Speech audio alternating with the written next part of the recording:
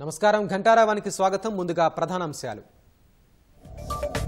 Hyderabad Narsingi drugs case remand రిపోర్టులో కీలక అంశాలు. A10 గా ప్రముఖ సినీ నటి సోదరుడు అమన్ప్రీత్ సింగ్.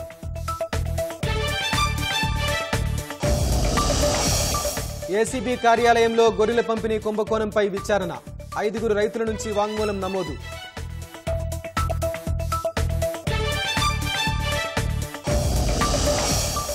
భద్రాచలం వద్ద 21 అడుగులకు చేరిన గోదావరి నీటి మట్టం. డ్రైనేజీ వ్యవస్థ సరిగా లేక రహదారి పైకి చేరిన మురుగునీరు.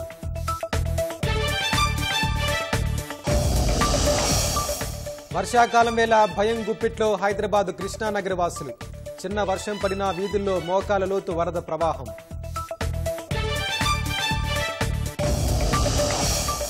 మరోసారి తెరుచుకున్న పూరి శ్రీక్షేత్ర రత్న భాండాగారం.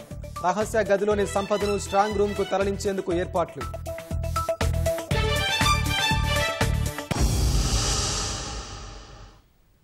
Hyderabad Narsingi drugs case remand రిపోర్టులో కీలక విషయాలు పోలీసులు పొందుపరిచారు. 3 రోజుల క్రితం అంతర్జాతీయ డ్రగ్స్ సిండికేట్ ముఠా సభ్యులను పట్టుకున్న పోలీసులు 2 నైజీరియన్లు సహా 5 అరెస్టు చేశారు. వీరి నుంచి డ్రగ్స్ కొనుగోలు చేసిన పెడ్లర్లు, వినియోగదారులు సహా 20 మందిని నిందితులుగా చేర్చారు. నార్సింగ్ మాదక ద్రవ్యాల కేసులో పోలీసులు దర్యాప్తు ముమ్మరం చేశారు. రిమాండ్ రిపోర్టులో నిందితులకు సంబంధించి కీలక అంశాలు పొందుపరిచారు. ఈ కేసులో 20 మందిని నిందితులుగా చేర్చగా వారిలో 7 పెడ్లర్లు, 13 మంది వినియోగదారులు ఉన్నట్లు వెల్లడించారు. కేసులో నైజీరియన్కు చెందిన ఎబుకా సుజీ ప్రధాన సూత్రధారిగా వ్యవహరించగా ఆనౌహా బ్లెస్సింగ్ అనే నైజీరియన్ మహిళ ద్వారా అక్కడి నుంచి ఢిల్లీ, హైదరాబాద్, ఏపీ సహా ఇతర ప్రాంతాలకు డ్రగ్స్ సరఫరా చేసినట్లు పోలీసులు రిమాండ్ రిపోర్టులో వివరించారు.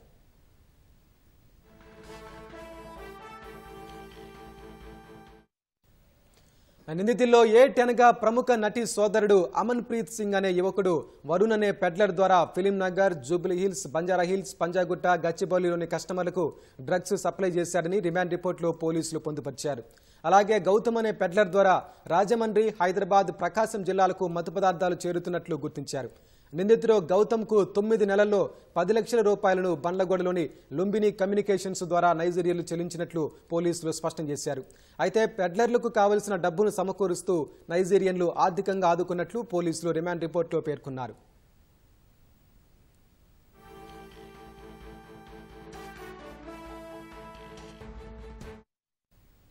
ఈ మాదక దందాలో స్నేహితురాలి పేరును తన పేరుగా మార్చుకున్న నిందితురాలు ఆనౌహా బ్లెస్సింగ్ నేర చరిత్ర లేకుండా స్వదేశానికి తిరిగెళ్లేందుకు మరో పేరుతో పాస్పోర్టు తీసుకున్నట్లు పోలీసులు వివరించారు. నైజీరియాలో తండ్రి బస్సు డ్రైవర్ కావడంతో ఆర్థిక సమస్యల వల్ల భారత్కు వచ్చిన ఆనౌహా బ్లెస్సింగ్ ఈ డ్రగ్స్ దందాలో దిగినట్లు పోలీసులు వివరించారు.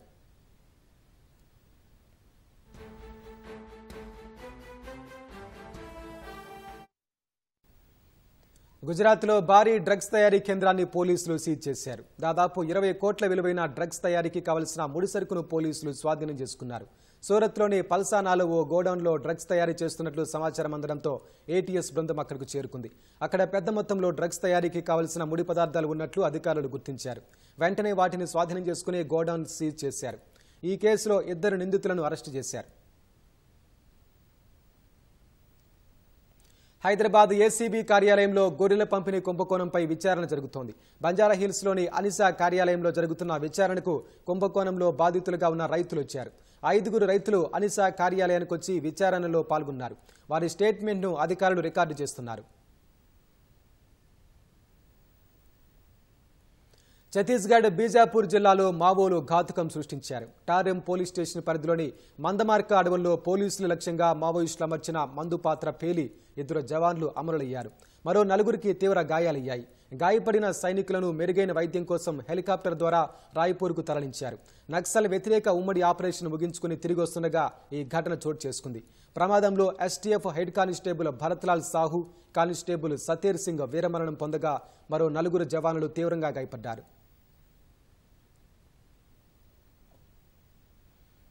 రాష్ట్ర వ్యాప్తంగా కురుస్తున్న వర్షాలతో పాటు ఎగువ ప్రాంతం నుంచి వరద నీరు చేరడంతో భద్రాచలంలోని గోదావరి నీటిమట్టం క్రమంగా పెరుగుతోంది. ఇవాళ ఉదయానికి గోదావరి నీటిమట్టం 21 అడుగులకు చేరుకుంది. ఎగువన ఉన్న తాలిపేరు ప్రాజెక్టు నుంచి వరద నీటిని అధికారులు గోదావరిలోకి విడుదల చేస్తున్నారు. దుమ్ముగూడి మండలంలోని సీతవాగుతో పాటు గొబ్బలమంగి వాగులు ఉధృతంగా ప్రవహిస్తూ నదిలో కలుస్తున్నాయి. మరోవైపు భద్రాచలం నియోజకవర్గం వ్యాప్తంగా భారీ వర్షాలు కురుస్తున్నాయి. చర్ల దుమ్ముగుడి మండలాలకెళ్లే ప్రధాన రహదారి పైకి మురుగునీరు చేరడంతో వాహనదారులు పాఠశాలలకెళ్లే విద్యార్థులు తీవ్ర ఇబ్బందులు పడుతున్నారు. డ్రైనేజ్ వ్యవస్థ సరిగా లేకపోవడం వల్లే ప్రధాన రహదారి పైకి మురుగునీరు చేరుతోందని స్థానికులు వాపోతున్నారు.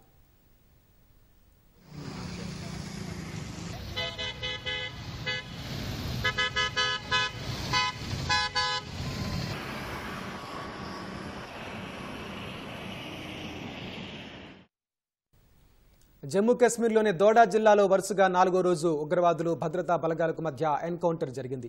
ఈ ఘటనలో 2 జవాన్లు గాయపడ్డారు. కస్తిగడ్ ప్రాంతంలోని జద్దన్బాటా గ్రామంలో తెల్లవారుజామున ఎన్కౌంటర్ జరిగిందని అధికారులు తెలిపారు. ప్రభుత్వ పాఠశాలలో ఏర్పాటు చేసిన తాత్కాలిక భద్రతా శిబిరంపై ఉగ్రవాదులు కాల్పులకు తెగబడ్డారని వెల్లడించారు. అప్రమత్తమైన భద్రతా బలగాలు ఎదురు కాల్పులు జరిపినట్లు తెలిపారు. దాదాపు గంటకు పైగా ఇరు వర్గాల మధ్య కాల్పులకు చోటు చేసుకున్నట్లు వివరించారు. ఈ కాల్పుల్లో 2 జవాన్లు గాయపడినట్లు చెప్పారు. గాయపడ్డ జవాన్లు తొలుత సమీప ప్రభుత్వ ఆసుపత్రికి తీసుకెళ్లగా అనంతరం హెలికాప్టర్లో ఆర్మీ ఆసుపత్రికి తరలించారు. ప్రస్తుతం దోడా జిల్లాలో ఉగ్రవాదుల కోసం గాలింపు చర్యలు జరుగుతున్నాయని అధికారులు వెల్లడించారు. సోమవారం ఉగ్రవాదులు జరిపిన కాల్పుల్లో 4 జవాన్లు అమరులయ్యారు.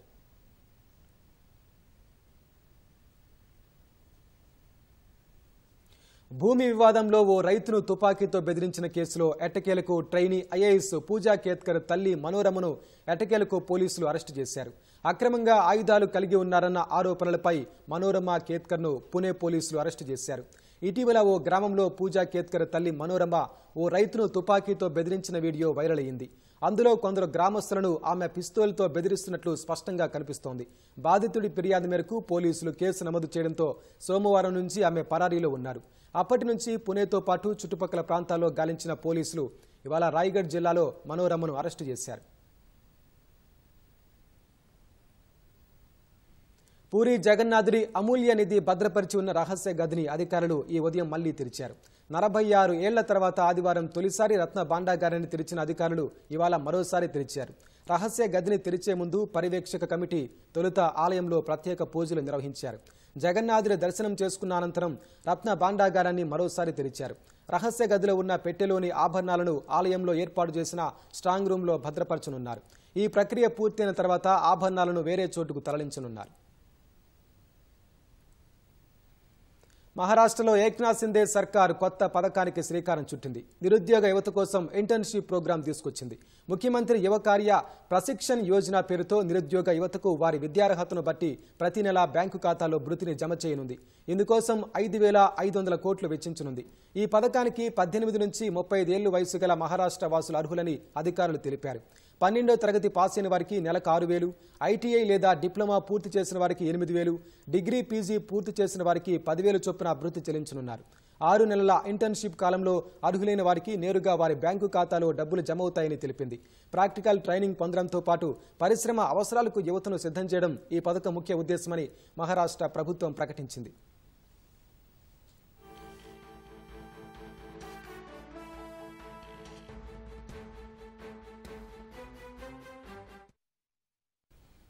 సార్వత్రిక ఎన్నికల తర్వాత ఉత్తరప్రదేశ్ బీజేపీలో లోకలోకలు మొదలైనట్లు వార్తలు గుప్పమంటున్న వేళ పార్టీ అధినాయకత్వం రాష్ట్ర శాఖలో సమూల మార్పులకు సిద్ధమైనట్లు తెలుస్తోంది. అందుకే యూపీకి చెందిన ముఖ్య నేతలను ఒక్కొక్కరిని ఢిల్లీకి పిలిచి పార్టీ పెద్దలు మాట్లాడుతున్నట్లు సమాచారం. యూపీలో నాయకత్వ బాధ్యతలు ఓబీసీకి అప్పగించనున్నట్లు ప్రచారం జరుగుతున్న వేళ ప్రధాని మోదీతో యూపీ బీజేపీ శాఖ అధ్యక్షుడు భూపేంద్ర చౌదరి భేటీ కావడం ప్రాధాన్యం సంతరించుకుంది. ఇటీవల జరిగిన లోక్సభ ఎన్నికల్లో భారతీయ జనతా పార్టీకి ఉత్తరప్రదేశ్లో గట్టి ఎదురుదెబ్బ తగిలింది. 2019లో 62 ఎంపీలు గెలుపొందిన కమలం పార్టీ ఈసారి 33 సీట్లకే పరిమితమైంది. సమాజ్వాదీ పార్టీ గణనీయంగా లబ్ధి పొందింది. యూపీలో చేదు ఫలితాల కారణంగా లోక్సభలో మెజార్టీకి అవసరమైన 272 స్థానాల మ్యాజిక్ ఫిగర్ ను బీజేపీ చేరుకోలేకపోయింది. 2024 ఎన్నికల్లో 400 సీట్లు లక్ష్యంగా పెట్టుకున్న కమలం పార్టీ సొంతంగా సాధారణ మెజార్టీ సాధించలేకపోయింది. భాగస్వామ్య పార్టీల మద్దతుతో ప్రధాని మోదీ సారథ్యంలో ఎన్డీఏ సంకీర్ణ ప్రభుత్వం ఏర్పడింది. ఉత్తరప్రదేశ్లో ఎంపీ సీట్లకు భారీగా గండిపడిన నేపథ్యంలో బీజేపీ రాష్ట్ర శాఖలో సంస్థాగతంగా సమూల మార్పులు చేయాలని పార్టీ అధినాయకత్వం నిర్ణయానికి వచ్చినట్లు తెలుస్తోంది. ఈ క్రమంలోనే యూపీకి చెందిన ముఖ్య నేతలను ఒక్కొక్కరిని ఢిల్లీకి పిలిపించుకుని మాట్లాడుతున్నట్లు సమాచారం. యూపీ బీజేపీ రాష్ట్ర శాఖ అధ్యక్షుడు భూపేంద్ర చౌదరి ప్రధాని మోదీతో సమావేశమయ్యారు. అంతకంటే ముందు ఉప ముఖ్యమంత్రి కేశవ్ ప్రసాద్ మౌర్య బీజేపీ అధ్యక్షుడు జేపీ నడ్డాతో భేటీ అయ్యారు. దీంతో యూపీ బీజేపీ శాఖలో భారీ మార్పులు జరగొచ్చన్న ప్రచారం మొదలైంది.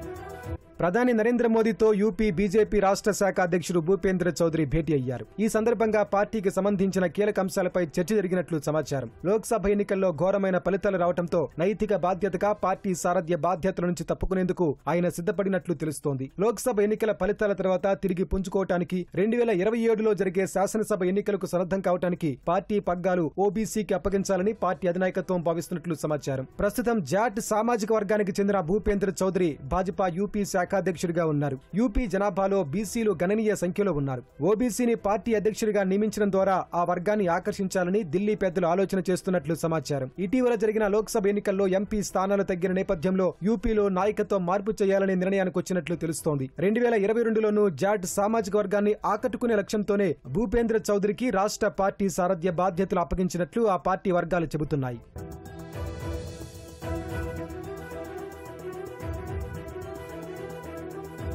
మరోవైపు యోగి సర్కార్లో ఇంటిపోరు కొనసాగుతోందన్న ప్రతిపక్షాల ఆరోపణలను తిప్పికొట్టే లక్ష్యంతోనే భాజపా అధినాయకత్వం యూపీ యూనిట్లో సమూల మార్పులకు సిద్ధమైనట్లు ప్రచారం జరుగుతోంది. ప్రభుత్వం కంటే పార్టీ గొప్పదని ఆదివారం జరిగిన పార్టీ సమావేశంలో ఉప ముఖ్యమంత్రి కేశవ్ ప్రసాద్ మౌర్య వ్యాఖ్యానించారు. సీఎం యోగి ఆదిత్యనాథ్ ను ఉద్దేశించి ఆయన ఈ వ్యాఖ్యలు చేసినట్లు వార్తలు గుప్పమన్నాయి. యోగి ప్రభుత్వంలో అంతర్గత పోరు కారణంగా ప్రజలు ఇబ్బందులు పడుతున్నారని ఎస్పీ అధినేత అఖిలేష్ విమర్శించారు. ప్రభుత్వ అవినీతి గురించి ప్రజలకు తెలుసని, కుర్చీలాటతో వారు విసిగిపోయారని దుయ్యబట్టారు. అయితే ఎస్పీ అధినేత విమర్శలను ఉప ముఖ్యమంత్రి కేశవ్ ప్రసాద్ మౌర్య తిప్పికొట్టారు. ఆ ప్రాంతంలో వానొచ్చిందంటే చాలు వరద వస్తుంది. వరద కేవలం అక్కడి గల్లీలోనే కాదు, జనం వాట్సాప్ స్టేటస్లోకి వస్తుంది. ఎందుకంటే వచ్చే వరద ఊరికే రాదు, వస్తూ తనతో పాటు వాహనాలను, వస్తువులను మోసుకొస్తుంది. ఓసారి ఏకంగా గుడి మండపమే ప్రవాహంతో పాటు వెళ్లిపోయింది. అందుకే అక్కడ జనం కూడా పెంపుడు జంతువులాగా వాహనాలను ఇళ్ల ముందు కట్టేసుకుంటారు. వానొచ్చేటప్పుడు బయటికెళ్లిన వారు వాట్సాప్ చూస్తే చాలు ఇంటికెళ్లాలో వద్దో నిర్ణయించుకుంటారు. ఇదంతా ఎక్కడో కాదు, హైదరాబాద్లో సినీ ప్రముఖులు, సంపన్నులు నివాసం ఉండే కృష్ణానగర్ దుస్థితి. చినుకు పడితే చాలు విలవిల్లాడుతున్న కృష్ణానగర్ వాసులు వరద కష్టాలపై ప్రత్యేక కథనం. కారు ఎందుకు మీ గల్లీలో నుంచి మా గల్లీలోకి కొట్టుకొచ్చావంటే వరద నీరు నన్ను మోసుకొచ్చిందని చెప్పిందట. వరద మా గల్లీకి ఎందుకొచ్చావంటే నా కోసం పైపు లైన్ లేదని చెప్పిందట.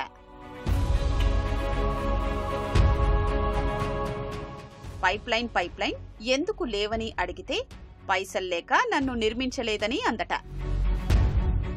ఈ మాటలు వినడానికే చమత్కారంగా ఉన్నా వాన పడితే కృష్ణానగర్ జనాల కళ్ళు చెమ్మగిల్లుతాయి. ఒకరోజు కాదు, 2 రోజులు కాదు, ఏళ్ల తరబడి వరద, మురుగునీటి సమస్యతో నరకం అనుభవిస్తున్నారు.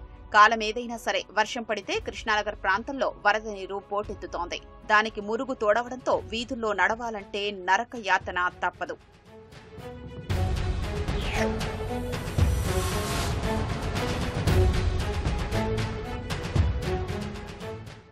హైదరాబాద్ జూబ్లీహిల్స్ పరిధిలోని శ్రీకృష్ణానగర్లో వరద నీటి సమస్య అక్కడి ప్రజలకు కన్నీటి కష్టంగా మారింది. ఇక్కడి ఏబీసీ బ్లాక్లు నిత్యం ముంపునకు గురవుతున్నాయి. చిన్న చినుకుపడ్డా, పెద్ద వాన కురిసినా వీధుల్లో నుంచి మోకాళ్ల లోతు వరద నీరు ప్రవహిస్తుంది. ఏటా వర్షాకాలం వచ్చిందంటే చాలు ఇదే సమస్య ఎదురవుతుండటంతో స్థానికులు భయం గుప్పిట్లో కాలం గడుపుతున్నారు. విషయం తెలుసుకున్న ఈటీవీ క్షేత్రస్థాయిలో పర్యటించి పరిస్థితిని గమనించగా కృష్ణానగర్ వాసులు పడుతున్న కష్టాలు వర్ణనాతీతంగా అనిపించాయి. ఇళ్లు, దుకాణాల ముందు పేరుకుపోయిన బురద, రహదారులపై దుర్గంధంతో పారుతున్న మురుగునీరు, వెరసి కాలు తీసి కాలు పెట్టలేని పరిస్థితి కృష్ణానగర్ వీధుల్లో నెలకొంది. అంతేకాకుండా వరద నీరు ఇళ్లు, దుకాణాల్లోకి చేరకుండా అడ్డుగోడలు కట్టుకున్నారు. గత అనుభవాల దృష్ట్యా వరద ఉధృతికి తమ విలువైన వాహనాలు కొట్టుకుపోకుండా ఉండేందుకు ఇంటి గేట్లకు, షట్టర్లకు ద్విచక్ర వాహనాల్ని తాళ్లతో కట్టేశారు.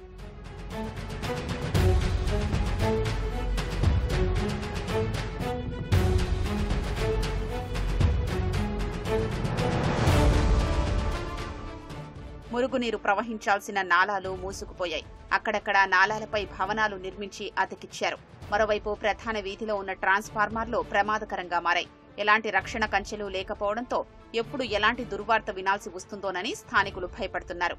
కమ్యూనిటీ హాల్ వీధిలోని దుకాణ సముదాయాల్లోకి వరద నీరు చేరడంతో వ్యాపారులు అవస్థలు పడుతున్నారు. వరద నీటిని రోడ్డుపైకి తోడేశారు. బి బ్లాక్లోని సాయి కిరణ్ పాఠశాల వద్ద ఉన్న మ్యాన్ హోల్ పొంగుతుండటంతో 24 గంటల పాటు మురుగునీరు నిరంతరంగా ప్రవహిస్తూనే ఉంది. బి బ్లాక్లో వరద నీటి ఉధృతికి 2 చోట్ల మ్యాన్ హోళ్లు దెబ్బతినడంతో ప్రమాదాలు జరగకుండా సూచికలు ఏర్పాటు చేశారు.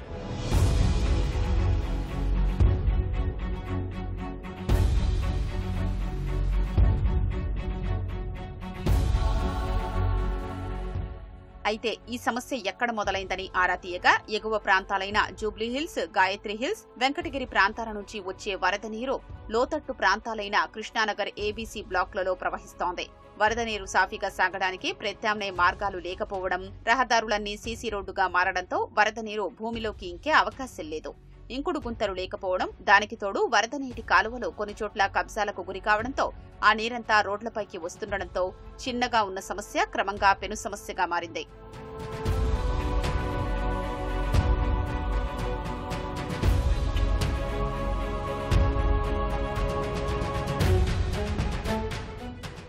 సత్వరమే పరిష్కరించాల్సిన ప్రభుత్వం నిర్లక్ష్యం చేయడంతో కృష్ణానగర్ వరద నీటి సమస్య మరింత జటిలంగా మారింది.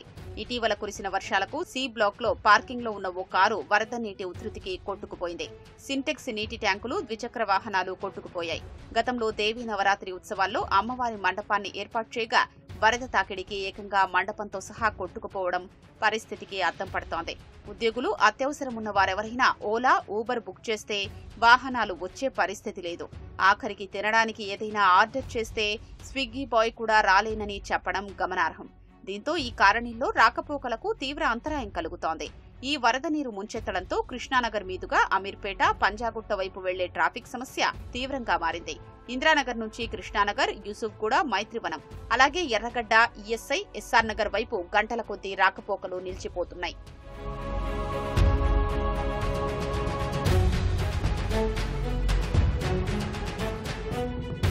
వర్షం పడ్డారంటే మనం వెంకటగిరి, జూబ్లీహిల్స్, హైలాం కాలనీ రోడ్ నీళ్ళన్నీ కృష్ణానగర్ మీదకి వచ్చేస్తాయండి. ఎందుకంటే మోగాడ్లోతు పైన కంటే కూడా వచ్చేస్తారు. మనుషులు కొట్టుకుపోయిన వాళ్ళు ఉన్నారు. బండ్లు అయితే ఇంకా లెక్కలేదు, అన్ని బండ్లు కొట్టుకొని పోయారు. ఇప్పుడు కాలువ చేస్తారు. వర్షం రాకముందు 15 రోజుల కిందట చేశారు, అప్పుడే పోయినాయి. వర్షం పడితే ఇక్కడ దాకా వస్తాయండి నీళ్లు. ఇది నిండిపోద్ది.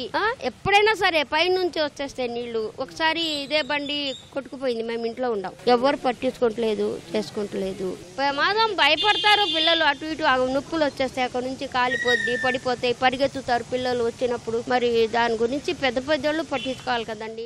ఏళ్ల తరబడి పాలకులు తమ సమస్యలు చూస్తున్నారే తప్ప పరిష్కరించడం లేదని స్థానికులు వాపోతున్నారు. సమస్యలపై ఎవరన్నా ప్రభుత్వం దృష్టికి తీసుకెళ్లే ప్రయత్నం చేస్తే అడ్డుకుంటున్నారని, ప్రభుత్వం ప్రత్యేక అధికారుల్ని నియమించి కృష్ణానగర్లో దీర్ఘకాలికంగా ఉన్న వరద నీటి సమస్యను పరిష్కరించాలని వేడుకుంటున్నారు.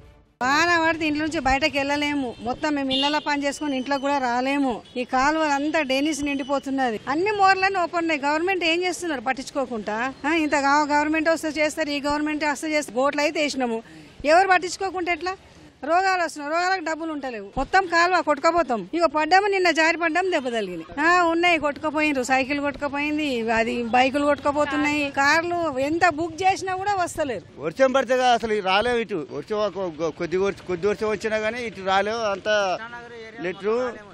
లెటరు అవన్నీ నీళ్ళన్నీ ఇటే వస్తాయి. బాత్రూమ్ నీళ్లు, ఆ నీళ్లు పైన చెత్త అంతా ఇటే వేస్తారు. దగ్గర 5-6 సంవత్సరాల నుంచి ఇదే సమస్య. కొంచెం పెద్ద వర్షం పడింది అనుకోండి, మోకాలోతు నీళ్ళు వస్తాయి, పళ్ళు కూడా కొట్టుకొని పోతాయి. అంత పెద్ద వర్షం వచ్చి మొత్తం అన్ని నీళ్ళు వస్తున్నాయి, కానీ పరిస్థితి ఎవరు లేదు. సాయంత్రం కూడా స్కూల్ అయిపోయింది అనుకో, ఈ టైంకి వస్తారు స్కూల్ పిల్లలు. అప్పుడు ఆ పిల్లలు ఏం చేస్తారు? అక్కడ స్కూల్ దగ్గర నుంచి ఉంటారు. అప్పుడు ఏం చేయాలి?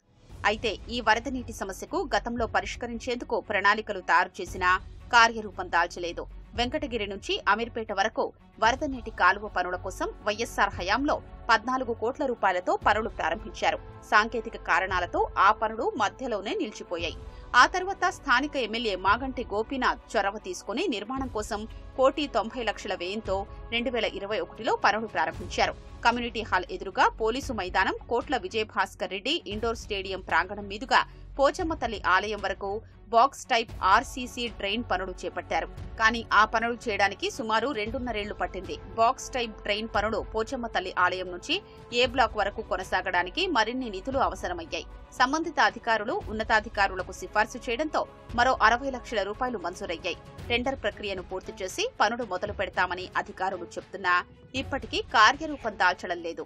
ఎన్ని 15 ఇయర్స్ నేను ఉండి ఇక్కడ 25 ఇయర్స్ నుంచి ఇక్కడ ఉంటున్నాను. కానీ వచ్చినప్పటి నుంచి చూస్తున్నా ఇదే ప్రాబ్లం ఉంది. ఇప్పుడు ఏమైంది, ఇక్కడ మొత్తం ఈ లైన్ ఉంది కదా, రెయిన్ వాటర్ డిఫరెంట్ చేయాలా, డ్రైనేజ్ లైన్ డిఫరెంట్ చేయాలా, అప్పుడు పరిష్కారం వస్తుంది. ఇప్పుడు మున్సిపల్ వాళ్ళకి కంప్లైంట్ చేస్తే వస్తారు, కొన్ని తీస్తారు, వెళ్ళిపోతారు. అది పరిష్కారం. పర్మనెంట్ సొల్యూషన్ కావాలా. చాలా దారుణం అండి ఇది పరిస్థితి. ఈ నాలాల మీద కబ్జాకి గురైన నాలాల మీద మొత్తం డ్రైనేజ్ పారుతూనే ఉంటది. ఇది వర్షం పడినప్పుడు లేకున్నా కూడా ఇదే పరిస్థితి మాది. ఎంసీహెచ్ వాళ్ళైనా హెచ్ఎండబ్ల్యూఎస్బీ వాళ్ళైనా కొత్త కన్స్ట్రక్షన్స్ అయినా కొత్త నాలా అయినా ఏదైనా రావాలి. దాని గురించి మేము చాలా చూస్తున్నాం. సో ఇది కంటిన్యూగా వర్షం పడిందంటే 3 నుంచి 4 days కంటిన్యూగా వాటర్ ఫ్లోటింగ్ ఉంటుంది. ఈ ఫ్లోటింగ్ తగ్గాలంటే పైనుంచి వచ్చే ప్రెజర్ని కంట్రోల్ చేయాలి. ఆ కంట్రోల్ చేస్తేనే ఈ ప్రెజర్ తగ్గుతుంది, లేకపోతే ఈ ప్రాబ్లం తగ్గట్లేదని. కృష్ణానగర్ వరద నీటి సమస్య పరిష్కారం అటు జలమండలికి ఇటు జీహెచ్ఎంసీకి సవాల్గా మారింది. వరద నీటి కాలువ నిర్మించారంటే ప్రధాన రహదారిని పూర్తిగా తవ్వాల్సి ఉంటుంది.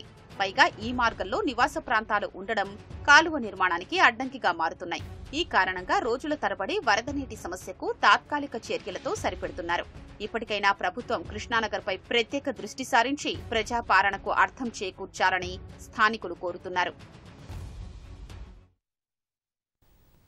రుణమాఫీ మొదటి దశలో ఇవాళ ₹1,00,000 వరకు రుణాలు తీసుకున్న రైతులను రుణ విముక్తి చేసే ప్రక్రియ మొదలు కానుంది. ఈ సందర్భంగా ఇవాళ ప్రజాభవన్లో ఉప ముఖ్యమంత్రి భట్టి విక్రమార్క, మంత్రులు తుమ్మల నాగేశ్వరరావుల అధ్యక్షతన రాష్ట్ర స్థాయి బ్యాంకర్ల సమావేశం మొదలైంది. రుణమాఫీపై బ్యాంకర్లతో చర్చించనున్నట్లు తెలుస్తోంది. 3 దశల్లో 2 లక్షల వరకు రుణం తీసుకున్న రైతులను రుణ విముక్తులను చేయాల్సి ఉంది.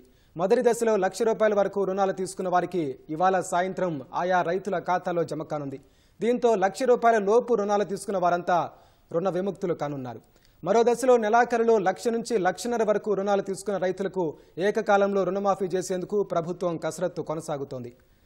ఇందుకు ఎంత అవసరమవుతుంది, ప్రస్తుతం ప్రభుత్వం వద్ద అందుబాటులో ఉన్న మొత్తం ఎంత, ఇంకా ఎంత సర్దుబాటు కావాల్సి ఉంది తదితర అంశాలపై చర్చిస్తున్నారు.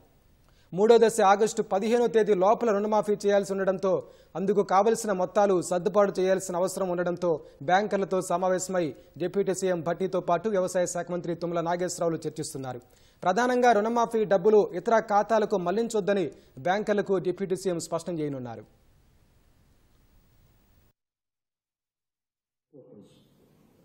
Mandal headquarters, wherever the branches are available, I request you to direct all your branch people to make sure that they will also take part in that celebration, in that right sum movement, so that farmers and bankers both, can take the participation. Yes, sir. This instructions will noted, and we will certainly make sure that. గుండె పరీక్షలకు ఉపయోగపడే అత్యాధునిక సాంకేతికతను పరిశోధకులు అభివృద్ధి చేశారు. గుండె వివరణాత్మక 3-డైమెన్షనల్ విజువలైజేషన్ను క్యాప్చర్ చేయగల అద్భుతమైన ఇమేజింగ్ సాంకేతికతను రూపొందించారు. ఒక్క మాటలో చెప్పాలంటే ఈ సాంకేతికతను మానవ హృదయానికి ఓ గూగుల్ ఎర్త్గా అభివర్ణించవచ్చు. ఈ సాంకేతికత కార్డియోవాస్కులర్ మెడిసిన్ పురోగతికి ఎంతో కీలకం కానుంది. ఇప్పటికే ఈ టెక్నాలజీతో మెదడు, ఊపిరితిత్తులు, కిడ్నీ, ప్లీహాల ఇమేజింగ్ను పూర్తి చేశారు.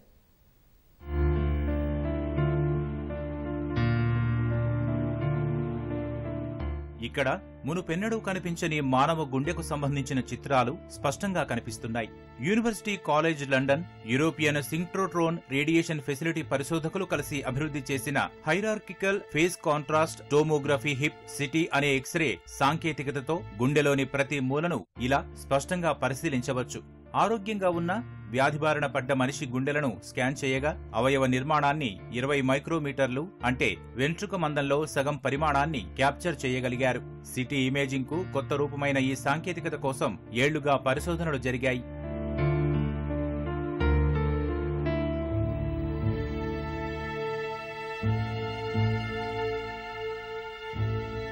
ప్రస్తుత ప్రపంచంలో కార్డియోవాస్కులర్ వ్యాధి అనేది అతిపెద్ద ప్రాణాంతకమైనదిగా మారింది. రక్త ప్రసరణ తగ్గి గుండె బలహీనపడటం వల్ల ఇస్కీమిక్ హార్ట్ డిసీజ్ కు గురై 2019లో ప్రపంచవ్యాప్తంగా 16% మరణాలకు కారణమైంది. ఆ వ్యాధిపై గతంలో చేయలేని పరిశోధనలను హిప్ సిటీ స్కాన్ సాధ్యమయ్యేలా చేయనుంది. గూగుల్ ఎర్త్లో ఒక దేశాన్ని జూమ్ చేసి ప్రతి వీధిని చూసినట్లే గుండెలోని ప్రతి భాగాన్ని, వాటి మధ్య లింకులను దీనితో స్పష్టంగా చూడవచ్చు. అరిథ్మియా లేదా అసాధారణ గుండె లయను పరిశీలించే వీలుంటుంది. కార్డియోవాస్కులర్ వ్యాధిని ఇప్పటివరకు అల్ట్రాసౌండ్, సిటీ, ఎంఆర్ఐతో నిర్ధారిస్తున్నారు. కానీ అవేవి హిప్ సిటీ స్కాన్లా గుండె లోపల ఏం జరుగుతుందోననే వివరణాత్మక సమాచారాన్ని అందించవు. ఈ సాంకేతికతతో చికిత్సలు, శస్త్రచికిత్సలు మెరుగ్గా మారనున్నట్లు తెలుస్తోంది. అలాగే పాఠ్య పుస్తకాల్లో స్కాన్లోని చిత్రాలు లేదా 2D ఇమేజ్లతో సర్జన్లకు శిక్షణ ఇచ్చే కన్నా 3D స్కాన్తో శిక్షణ ఇవ్వడం వల్ల వారు మరింత సులభంగా అర్థం చేసుకోగలరని పరిశోధకులు తెలిపారు. ప్రపంచంలోనే అత్యంత పురాతన డైనోసార్లకు సంబంధించిన అస్థిపంజరం బ్రెజిల్లో లభ్యమైంది. 23.3 కోట్ల సంవత్సరాల క్రితం నాటిదిగా దీన్ని భావిస్తున్నారు. బ్రెజిల్ దక్షిణ ప్రాంతంలోని రియో గ్రాండే దో సుల్ రాష్ట్రంలో భారీ వర్షాలు కురవగా భూమి సహజ కోతకు గురై డైనోసార్ల శిలాజాలు బయటపడ్డాయి. వాటి గురించి ఆసక్తికర విషయాలను ఈ కథనంలో చూద్దాం. బ్రెజిల్లోని రియో గ్రాండే దో సుల్ రాష్ట్రంలో భారీ వర్షాలకు భూమి కోతకు గురైంది. ఆ ప్రాంతంలో శాస్త్రవేత్తలు ప్రపంచంలోనే అత్యంత పురాతన డైనోసార్ల అవశేషాలను గుర్తించారు. సావో జోవో డో పోలసిన్ మున్సిపాలిటీలో రిజర్వాయర్ పక్కన తవ్వకాల్లో వీటిని గుర్తించారు. మేలో డైనోసార్ల ఎముకలను గుర్తించిన శాంటా మారియా ఫెడరల్ యూనివర్సిటీకి చెందిన శాస్త్రవేత్త ముల్లర్ ఈ డైనోసార్ శిలాజం 23.3 కోట్ల సంవత్సరాల క్రితం నాటిదని వెల్లడించారు.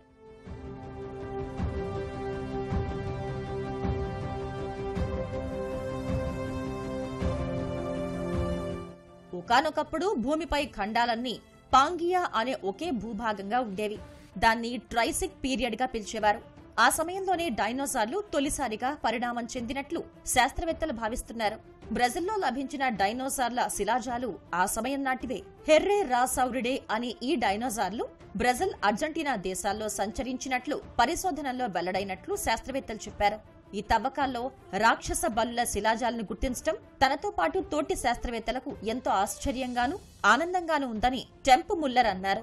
సుమారు 4 రోజులు తవ్వకాలు జరిపిన తర్వాత వాటిని ప్రయోగశాలకు తరలించి పరీక్షించామని చెప్పారు. తవ్వుతున్నప్పుడు మొదట్లో కొన్ని ఎముకలు తగిలాయని, తవ్వే కొద్దీ పూర్తి అస్థిపంజరం చూడగలిగామని ముల్లర్ చెప్పారు. ఈ తరహా డైనోసార్ల పూర్తి అస్థిపంజరం దొరకటం ఇది రెండోసారి. ఈ శిలాజాలు ఇదివరకే గుర్తించిన జాతికి చెందినవా లేదా కొత్త రకమైనవా అన్నది తెలియడానికి కొన్ని నెలల సమయం పడుతుందని ముల్లర్ అన్నారు. ఈ శిలాజాలు ఏమాత్రం ధ్వంసం కాకుండా పరిశోధనలు చేయాల్సి ఉంటుంది. డైనోసార్ల చిన్న చిన్న శిలాజాలు ఇంకా ఆ ప్రాంతంలోనే ఉన్నాయి. అవి వర్షాల వల్ల దెబ్బతినే ప్రమాదం ఉందని శాస్త్రవేత్తలు పేర్కొన్నారు. వర్షాల తర్వాత శిలాజాలు ఎక్కువగా కనిపిస్తాయి. వాటిని కప్పి ఉంచే అవక్షేపాలను తొలగించడం ద్వారా నీరు ఆ పదార్థాలను బహిర్గతం చేస్తుంది. డైనోసార్ల అవశేషాలు లభ్యమైన రియో గ్రాండే దో సుల్ ప్రాంతంలో ఈ ఏడాది రికార్డ్ స్థాయిలో వర్షపాతం నమోదైంది.